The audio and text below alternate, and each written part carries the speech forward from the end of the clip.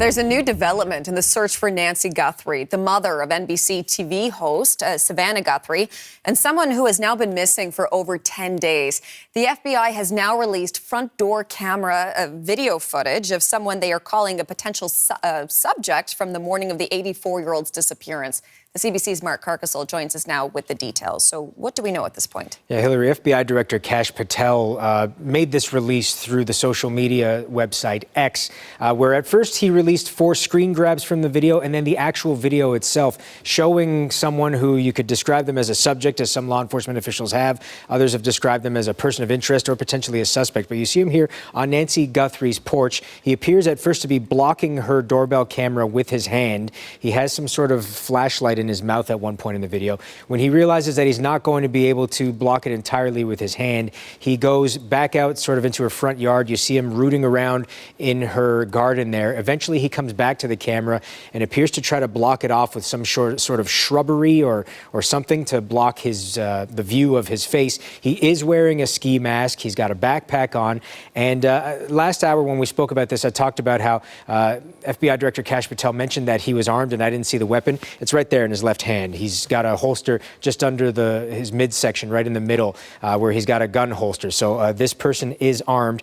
Now, you might be wondering how they were able to get these images, because in the early days of the investigation, we heard that Nancy Guthrie's doorbell camera did detect a person, but that it was disconnected and that no recording was made because she wasn't subscribed to the right service, possibly. Well, Kash Patel says the video was recovered from residual data located in back-end systems. So that's why it's taken 10 days to get this video. In the meantime, Savannah Guthrie, who has posted now 4 videos on her Instagram feed, sometimes with her siblings, pleading for their mother's safe return, posted stills from these videos on her social media as well, with the following captions. First, she wrote, "We believe she is still alive. Bring her home." And then in a second posting with video from video snippets from this larger video, she writes, "Someone out there recognizes this person. We believe she is still out there. Bring her home." Now, officially, police have not named a suspect or a person of interest. They've not identified a suspect vehicle by any means.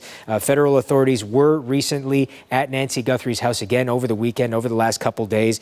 Deputies have been assigned to run security outside the house, so they are stationed there constantly 100% of the time to make sure that the scene is not tampered with. But other than that, there's still no information about where she might be, who might have her. It would seem in the last couple days there have not been any further ransom videos. We've been reporting on ransom videos demanding high sums of Bitcoin to be deposited in particular addresses. But there has been nothing lately and no talk of any communication between the family and the alleged kidnappers. But it has now been, as you mentioned, Hillary, 10 days, and the investigation continues. Okay, Mark, thank you for all the updates here. The CBC's Mark Carcassel for us.